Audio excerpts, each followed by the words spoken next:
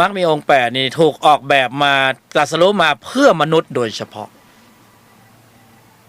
เพื่อมนุษย์โดยเฉพาะ เพื่อพวกเราให้ได้บรรลุธรรมเนี่ยเพราะนั้นตอนนี้เราเป็นมนุษย์และเราเกิดในตรงยุคที่พระพุทธศาสนายังมีอยู่ เกิดในช่วงที่พระพุทธเจ้าได้ตรัสรู้ในช่วงพุทธันดรนี้แล้วคัมภีร์ในพระพุทธศาสนายังมีให้เราได้ศึกษาเพราะนั้นจึงเป็นช่วงเวลาที่เหมาะสมมากสำหรับการกำหนดเจริญซึ่งมรรคมีองค์8กำหนดเจริญซึ่งอริยสัจ4กำหนดเจริญซึ่งโพธิปัจจยธรรม37นะส่วนอุบายวิธีก็บอกไปแล้วนะโยนิโสมนสิการกำกับในเรื่องอะไรก็บอกไปแล้วจริงๆแล้วสั้นมากไม่มีเนื้อหามากผู้บรรยายไม่มีความจำเป็นจะต้องอธิบายความมากเลยนะเพราะมากเรื่องมากความเราจำไม่ได้แล้วเวลาจะปฏิบัติการจริงเนี่ยเราหยิบอะไรก็ไม่รู้หยิบไม่ถูกว่าจะตรงสูตรตรงประเด็นตรงสัดส่วนของการปรุงได้ในระดับไหนนะเพราะฉะนั้นมันไม่จำเป็นที่ต้องมีรายละเอียดมากมายเลยยุคสมัยก่อนพุทธกาลพระอริยบุคคลท่านถ่ายทอดองค์ความรู้หรือเคล็ดวิชาในการปฏิบัติธรรมเนี่ยมันก็ไม่ได้มากมายยุคหลังๆเนี่ยถึงมีการบัญญัติพอเราอ่านมากเราก็จับหลักหยิบเอาหลักสำคัญออกมาแค่นั้นเองเนี่ยเราอย่าหยิบออกมาทั้งเล่มนะถ้าหยิบออกมาทั้งเล่มเราจะมึนไงแล้วไม่รู้ว่าจะปฏิบัติอะไรไงเนี่ยเราว่าพอมันมากมายเราก็งงพองงแล้วเราไม่กล้าเรากลัวโอ้โหคงจะยากแล้วก็คงไกลตัวคงไม่ใช่สำหรับเราอะนะเพราะมากมายแล้วเยอะแยะเหลือเกินเลยจับหลักไม่ถูกสักอย่างงั้นก็เอาพื้นฐานที่เราเคยชินเคยใช้ก็เลยย้อนไปกำหนดภาวนาสมถกรรมฐานจะเป็นส่วนมากนะลืมที่จะกำหนดเจริญมรรคมีองค์8เพราะพอจะเริ่มต้นมรรคมีองค์8บางคนไปฟังพระอภิธรรมไปเจอพระอภิธรรมเข้าโอ้โหเจตสิกเข้ามีจิตเข้าโอ้โหเราจะเรียนขับรถหรือเราจะเรียนซ่อมรถนะเราจะเรียนขับแล้วก็เรียนสัก1 2 3ขับแล้วก็ไปปลายทางแต่ถ้าเราจะเรียนซ่อมรถเราก็ค่อยมาว่ากันอีกทีว่าจะมีผ่าเครื่องแล้วมาเป็นยังไงจิตเป็นยังไงเจตสิกเป็นยังไงจิตมีกี่ดวงเจตสิกมีกี่ดวงก็ถ้ามันมีเหตุปัจจัยในการศึกษาอย่างนี้ก็สมบูรณ์นะควรแก่การได้ลำดับดำเนินเจริญศึกษาถ้ามีเวลานะก็ดีแต่ถ้าเวลาเราไม่มากพออย่างเงี้ยอายุสังขารเราสั้นไงแล้วคุณแสงขับรถไปในกรุงเทพหลังจากที่มารับสัจจะจากองค์ธรรมนะขึ้นธูปเลยกำหนดสัจจะควบคุมไม่กำหนดหมายสัจจะนี่ดุดแน่นอนที่บังเอิญเจอด่านสัจจะเข้าให้ก็โทสะมันก็ไม่ขึ้นโดนยังไงก็ไม่ขึ้นไงก็กรองไว้ในใจนิ่งในไม่โต้ตอบนิ่งในไม่โต้ตอบนะเข้าหูซ้ายออกหูขวาไอ้คนที่โดนด่ากับไม่ใช่เฮียแสงแต่ว่าเป็นเจ๊ที่นั่งอยู่ในรถเฮียแสงก็ขึ้นไปบนรถเจ๊เธอก็สวนเลยไอเฮียหรือเป็นบ้าอะไรหรือเปล่าเขาด่าหรือตั้งหลายคำหรือไม่สวนสักคำเลยหรือไม่ตอบเขาสักคำเลยนะ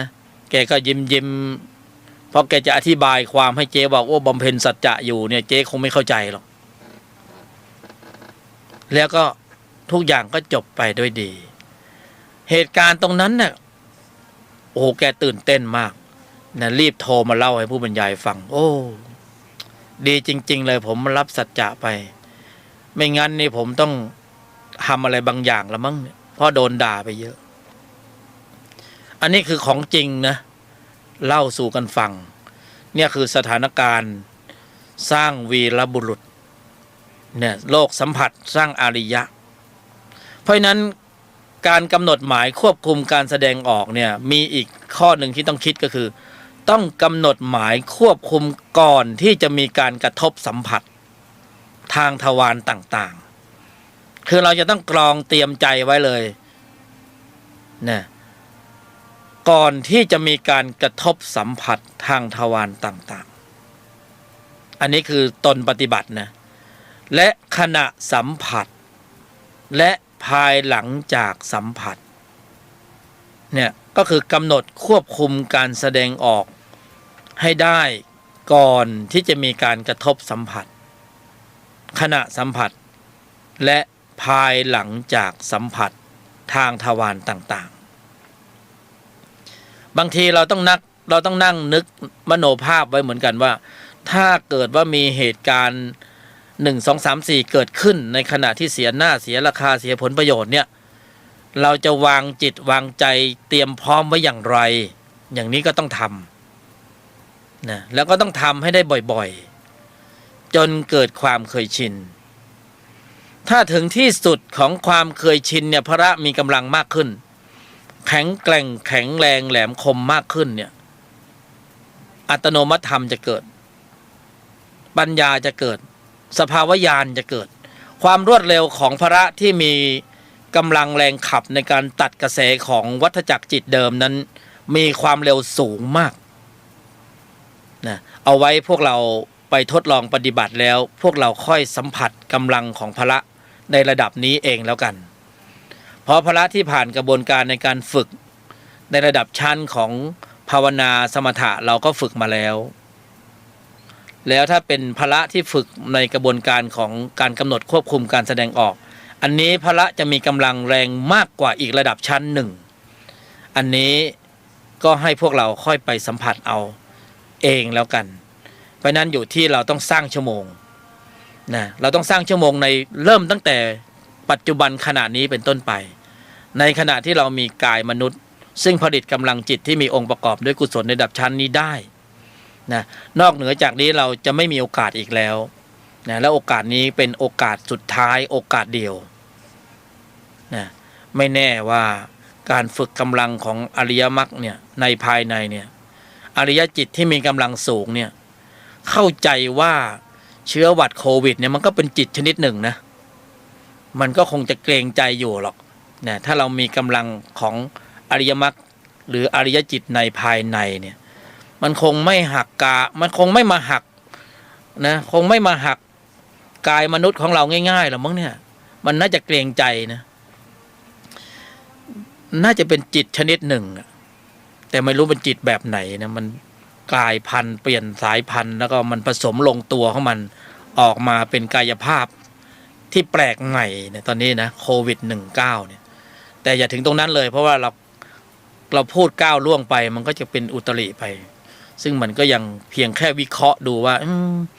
ถ้ากำลังจิตที่มีองค์ประกอบด้วยกุศลในระดับชั้นของมรรคเนี่ยปกติแล้วจิตทุกจิตแม้กระทั่งนรกจิตเปรตจิตอสุรกายจิตสัตว์เดรัจฉานจิตเนี่ยจะต้องสยบยอมต่ออริยจิตจิตทุกจิตที่เป็นชั้นอ่อนกว่านี่จะต้องสยบต่อชั้นละเอียดชั้นสูงกว่าเพราะฉะนั้นถ้าเป็นโควิด-19เนี่ย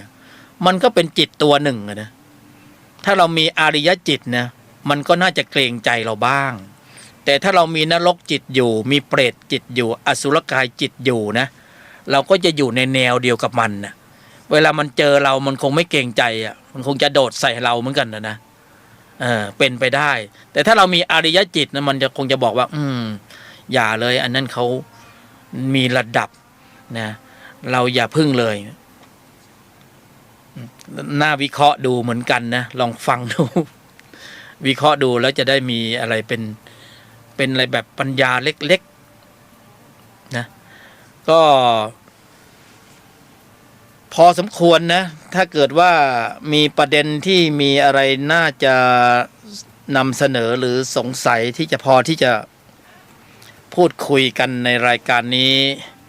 ก็ยังพอมีเวลาผู้บรรยายก็จะเปิดสายให้แก่พวกเราได้หมุนสายเข้ามาตอนนี้เราใช้053-810-406นะถ้ามีความพร้อมที่จะนำเสนอก็เชิญได้053-810-406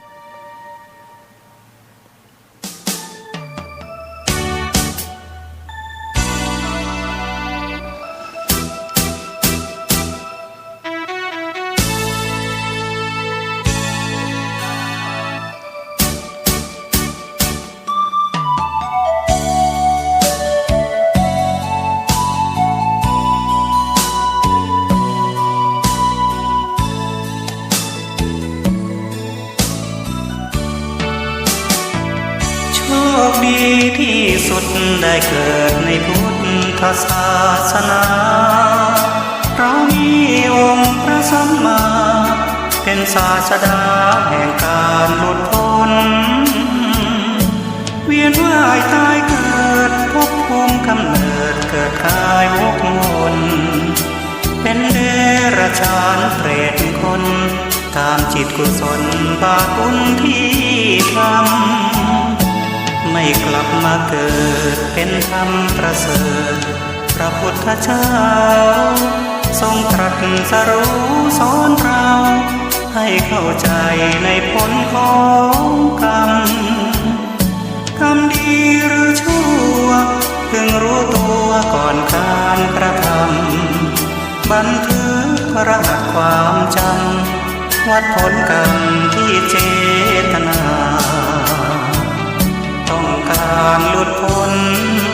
หวังวนของกฎแห่งกรรมตั้งใจศึกษาหลักธรรมคำสอนขององค์สัมมาสำคัญที่สุดหัวใจชาวพุทธคือความศรัทธาศีลสมาธิปัญญาเกิดเวทนาวัฏสงสารพ้นทุกข์ไม่ยากหากมันฝึกจิตกายใจเห็นโลกโกรธหลงคือภัยมาสนใจสร้างบุญให้ทานสวดมนต์ไหว้พระเพียรภาวนาเข้ากรรมฐานตามองค์สัมโพธิญาณเห็นทางนิพพานพ้นภัย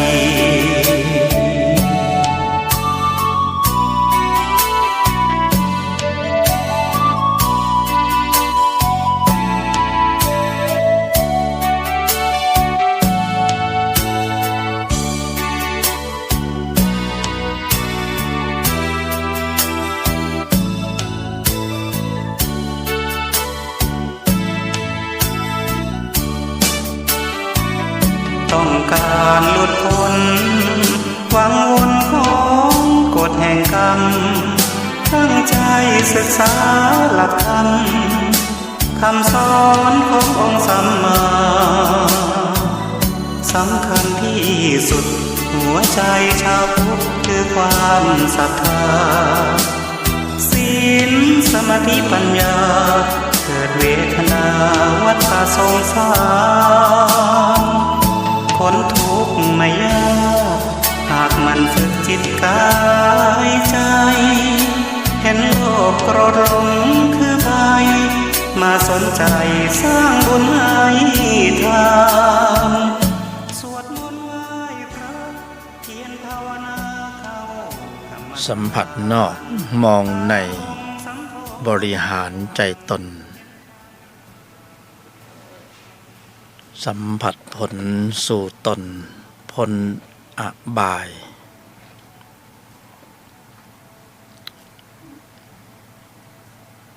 แค่จิตสงบเนี่ยยังไม่พอ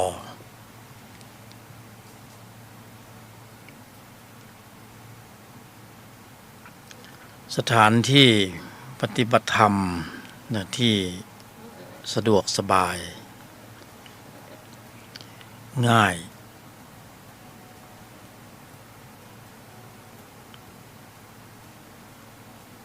แต่ก็ยากที่สุดนะ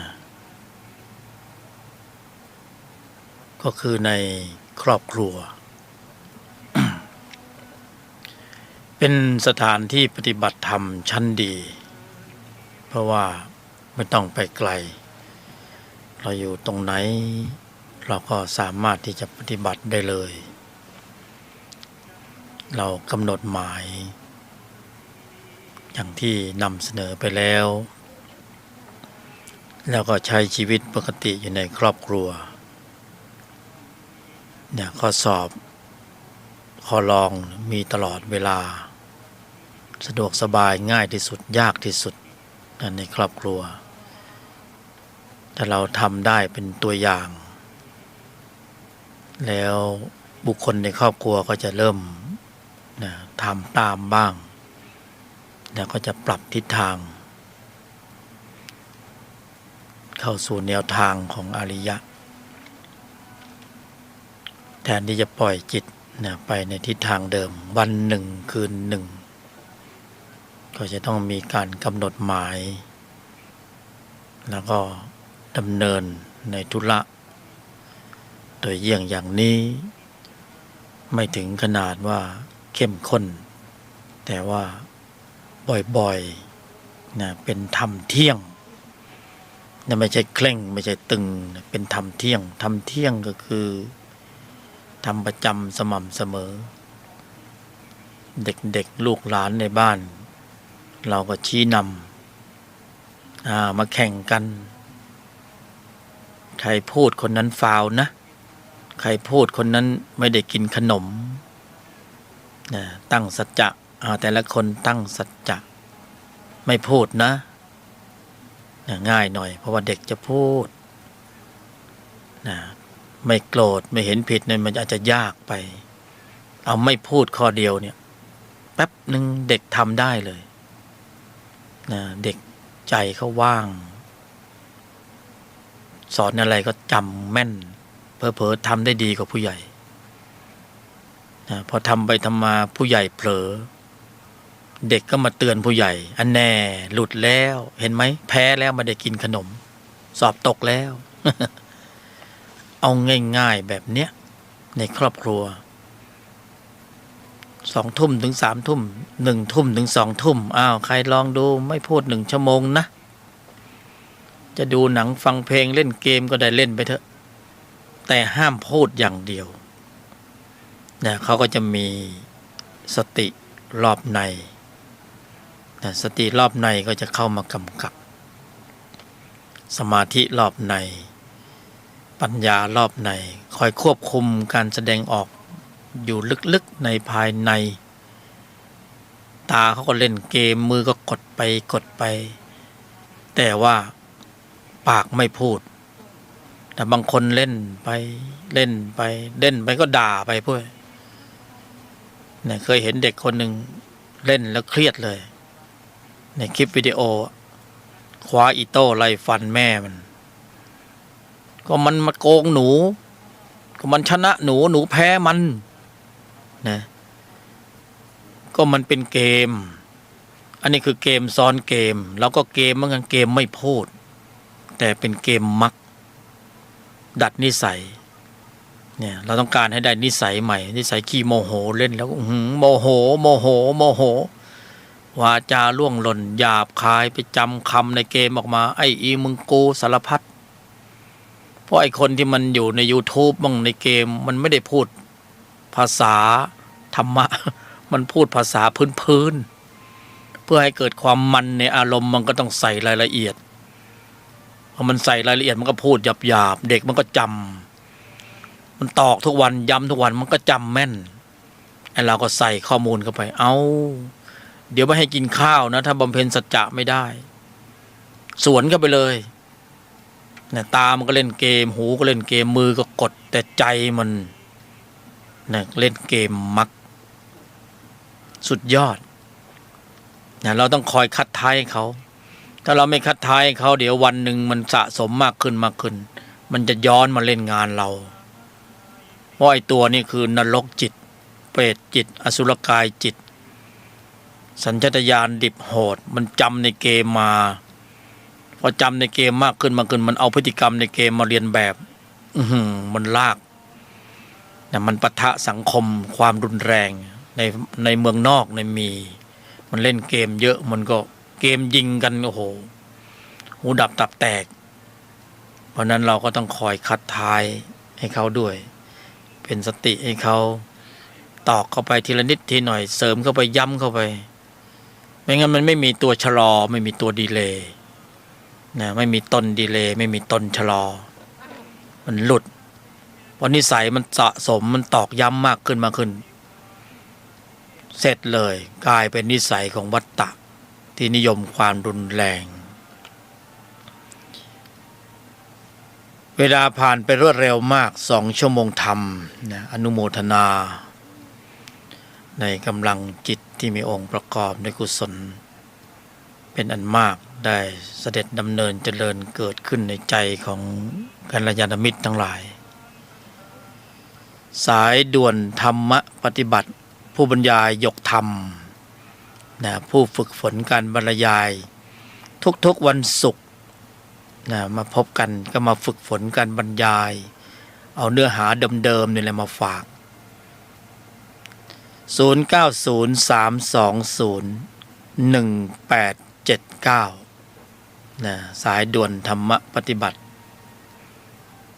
มันเร่งด่วนนะวาระแห่งชีวิตหมุนได้ตลอด24ชั่วโมง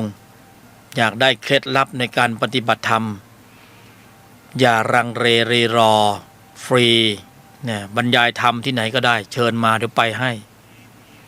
เพราะว่าการเผยแผ่ธรรมเนี่ยอานิสงส์แรงกุศลจิตเกิดมาก